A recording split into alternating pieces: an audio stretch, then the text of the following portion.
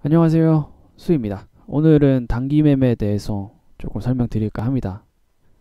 단기 매매 방법론들이나 기법 같은 경우는 시중에 굉장히 많습니다. 오늘 말씀드리는 거는 제가 쓰는 방법이고 수많은 방법론들이나 기법들 중 하나입니다.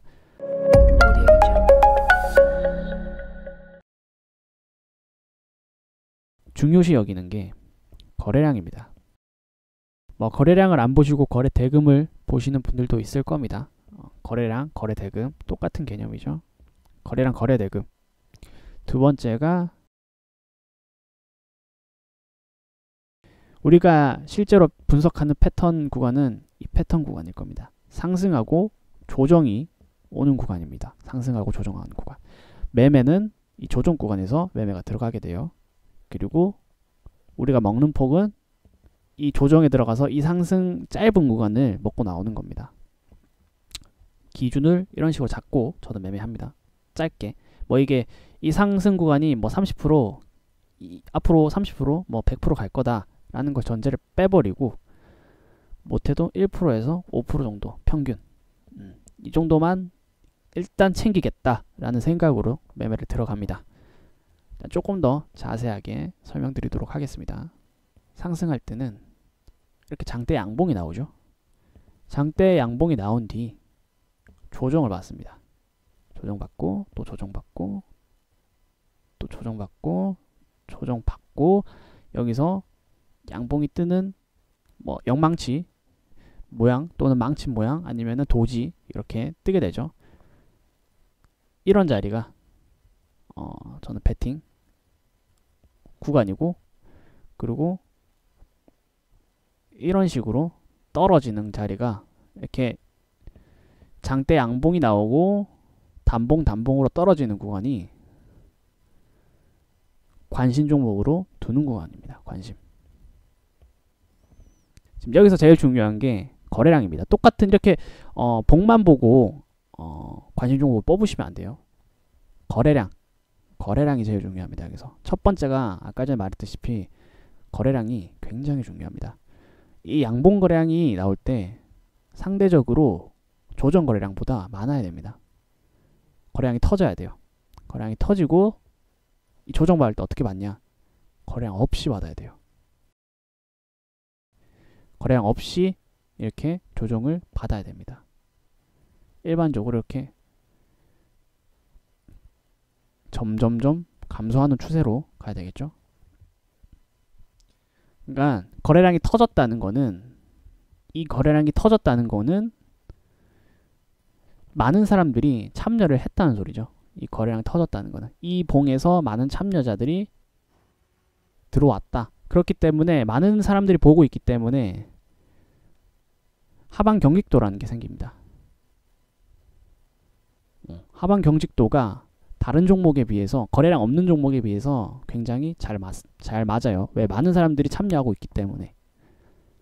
지지 일반적으로 지지선 저항선 이런 식으로 되겠죠. 많은 사람들이 보고 지지선이 생기기 때문에 이 하방 경직도가 생기면은 기술적 반등 구간이 생겨요. 반등. 이게 앞으로 대세 상승으로 가는 구간도 있겠지만은 일단 저는 단기 매매이기 때문에 짧은 구간을 정확하게 먹기 위해서 이렇게 가정을 두고 가는 겁니다. 기술적 반등이라 생각하고 일단 매매하는 거예요. 그러면은 이런 구간에서 베팅했다 치면은 결과적으로는 어떻게 될지 모르겠지만 이렇게 올라갈 수도 있고 또 장이나 그날 흐름의 악재 때문에 이렇게 내려갈 수도 있어요. 근데 상대적으로 이런 구간이 먹을 폭이 크고 손절 폭이 작습니다. 그러니까 손절은 내가 5% 정도 먹는다 치면은 못해도 3% 내에서는 손절 쳐야지 됩니다. 그러니까 이렇게 손절은 좀 짧게 가져가면서 먹는 폭은 큰 자리가 이런 자리들이에요. 이런 자리. 내가 돌파 매매를 못하겠다. 조금 손절 폭을 좀 길게 보겠다 하는 분들은 이렇게 이렇게 손절을 하더라도 손절이 좀 짧은 구간에서 많이 먹는 자리를 택해야 돼요.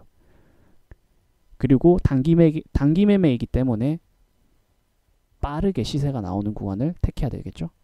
그러면은 이런 패턴이 제일 적합합니다.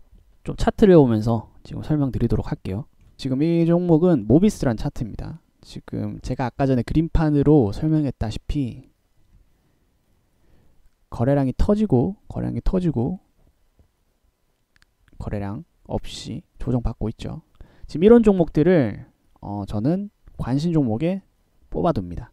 이런 종목을 매매해야지 하고 이제 뽑아두는 겁니다. 이 과거에도 이런 구간이 하나 있었죠. 거래량 터지고 거래량 없이 조정 누르는 거. 근데 이게 좀 해석이 좀 달라요. 지금 이 구간과 이 구간은 해석이 조금 다릅니다. 자, 왠지 설명해 드릴게요.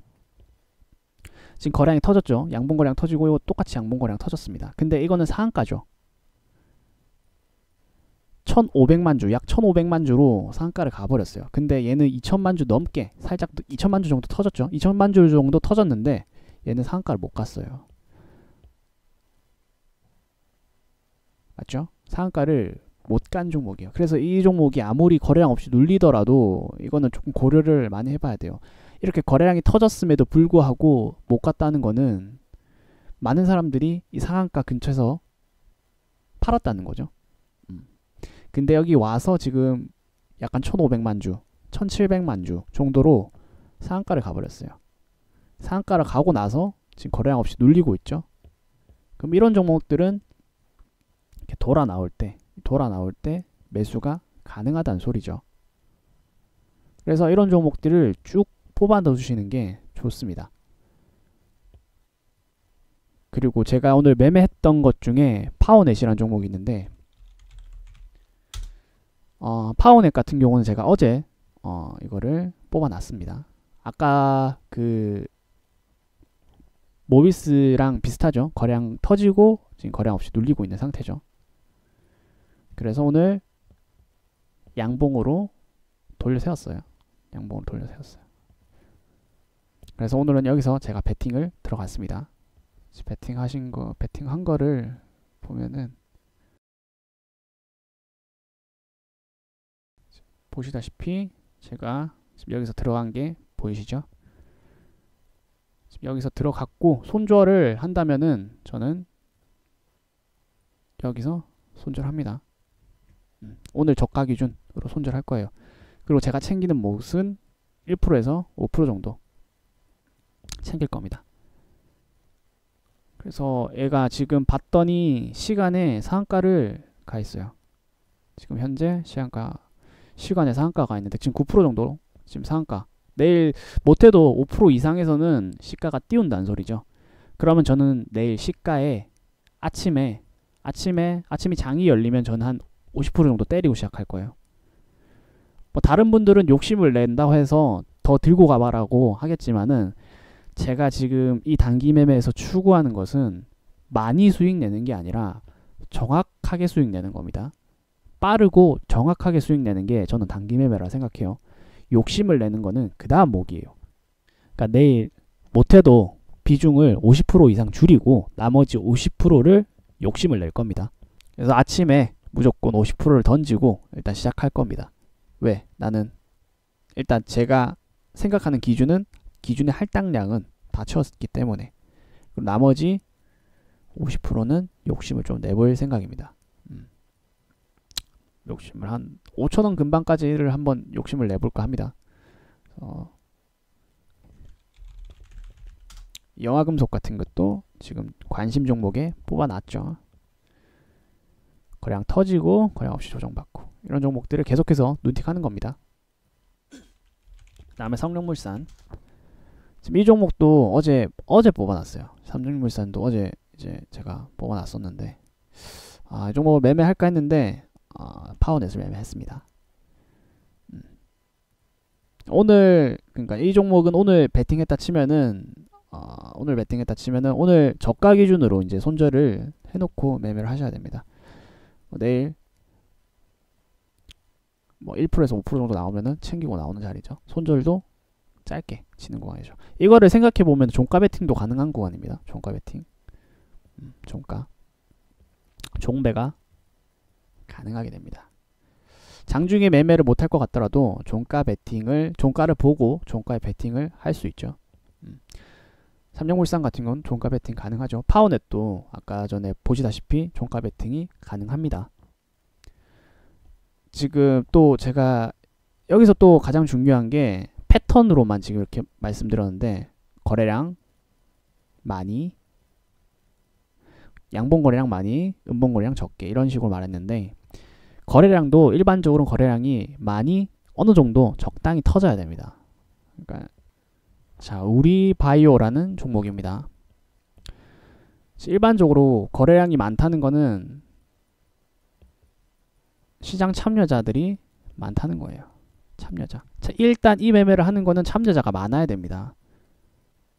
참여자가 있어야 돼요. 그렇기 때문에 지지가 생기고 반등이 나옵니다. 상승이 나와요. 근데 거래량이 없는 애들은 지지도 못 받고 계속 셀 수 있어요. 반등이 안 나올 수도 있습니다. 그렇기 때문에 일반적으로 거래량과 거래 대금이 어느 정도 터지는 종목에서 놀아야 됩니다. 지금 우리바이오 같은 경우는 200만 주 정도 터졌는데, 200만 주 정도 터졌죠. 근데 얘가 동전주예요. 동전주. 1000원도 안 되는 900원짜리 동전주입니다. 그렇기 때문에 200만 주가 터져도 거래 대금이 굉장히 작기 때문에 호가가 굉장히 얇아요. 일반적으로 지금 이 종목에 대한 참여자들이 적다는 거죠.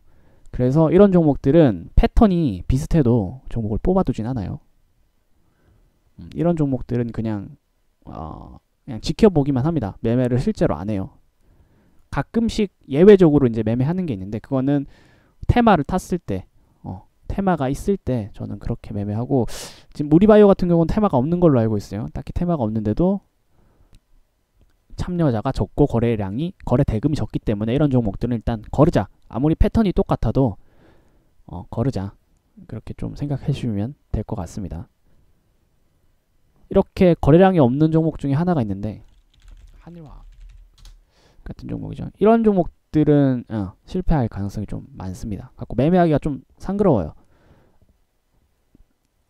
뭐 이런 자리에서 베팅해서 이렇게 이제 올라가는 거를 보겠다 할 수 있는데, 일반적으로 이렇게 거래량이 없는 종목들은 호가가 얇기 때문에 베팅 금액도 좀 적어져요. 내가 손절을 쳐야 되는데, 손절할 구간에 못해도 2천만 원은 걸려 있어야 되는데, 이렇게 호가가 얇은 애들은 300만 원, 200만 원, 혹은 100만 원도 안 걸리는 호가도 있어요. 아예 안 걸려 있는 호가도 있을 수도 있어요. 그렇기 때문에 내가 손절할 가격대에서 도망가야 할 호가가 있어야 되는데, 그런 호가가 없다는 거죠.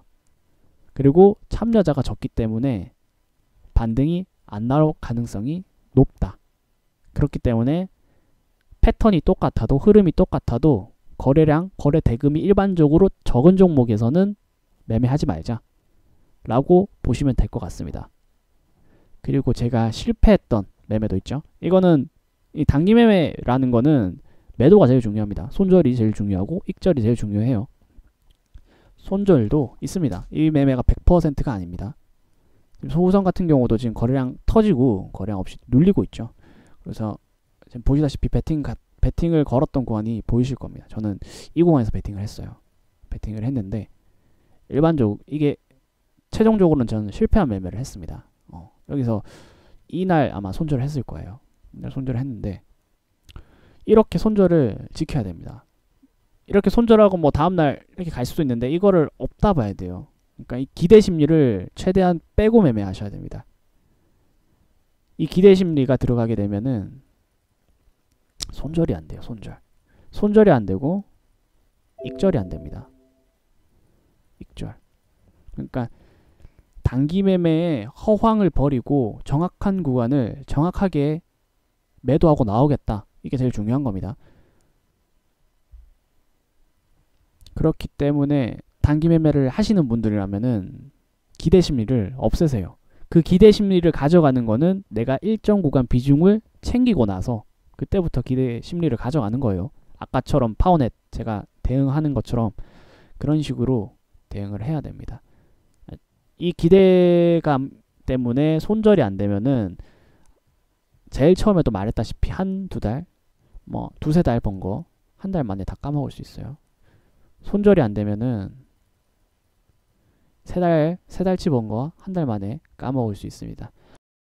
이런 매매는 단기 매매는 다른 사람들, 그러니까 스윙이나 중장기 이런 매매를 하시는 분들보다 단가가 굉장히 높은 구간에서 매매를 하기 때문에 한 번 조정 구간을 버티게 되면은 뭐 3%도 아니에요. 10% 마이너스 가는 거 금방입니다. 하루 만에 10%갈 수도 있어요.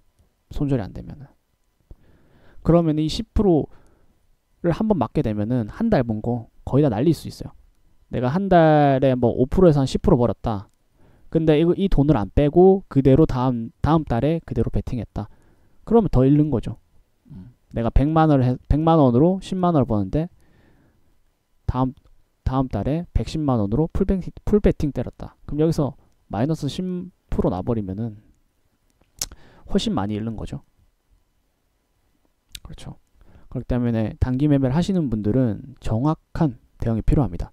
그래서 아까 전도 말했다시피 이런 모비스 같은 것들을 조금 유심히 지켜보면서 매매를 하시는 게 좋아요. 그리고 장이 끝나면은 뭐 하루에 한 번씩 할 필요 없어요. 한 2, 3일에 한 번씩 정도 2, 3일에 한 번씩 정도 이런 종목들을 다 뽑아두고 관심 종목에 세워두시고 그런 종목들만 지켜보시면 돼요.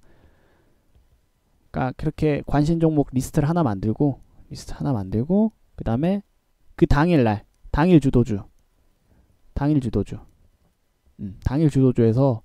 매매를 하시면은 충분히 이제 종목들이 한 10종목에서 한 20종목 살 정도 될 겁니다. 그 정도만 단기 매매 하시면은 10종목에서 한 20종목 정도만 눈팅하고 있으면 돼요. 지켜보고 있으면 돼.